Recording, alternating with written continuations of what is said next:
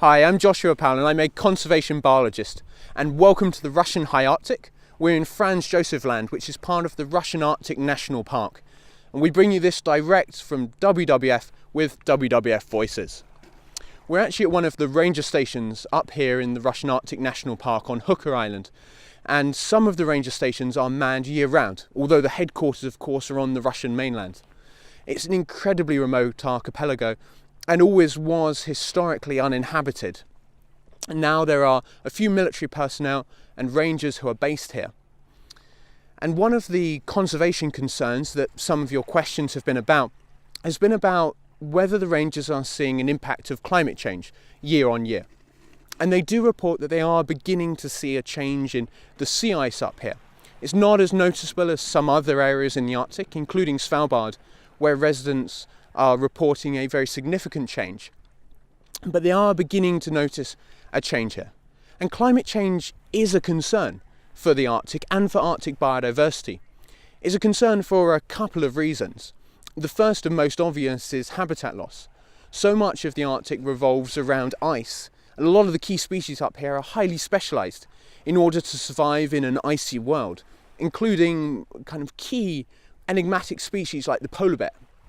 And so a direct loss of habitat through the loss of ice with climate change poses a real threat to some of these species.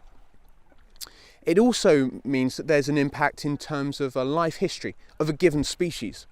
If we take our polar bear example, polar bears hunt out on the ice. They're hunting usually for seals out there, although they will sometimes take larger species as well. And a loss of ice means that a polar bear has to adapt to a changing environment in which its hunting techniques have to change. And this often forces polar bears onto areas of continental land, particularly in northern Canada. And of course, these areas are inhabited also by grizzly bears that are able to move further north in a slightly warmer climate. Now, grizzly bears and polar bears are closely related enough that they can produce fertile offspring.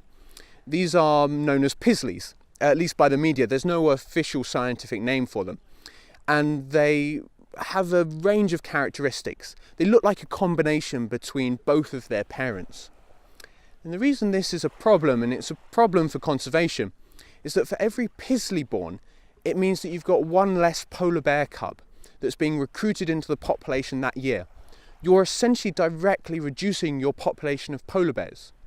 So yes, climate change is a real concern for biodiversity in the Arctic, and it's a concern in terms of hybridation of closely related species, for direct habitat loss, but also for a changing life history. Now we've got to go, and we're meeting up with the rangers for some Russian blinis and Russian tea, and to learn more about their work up here.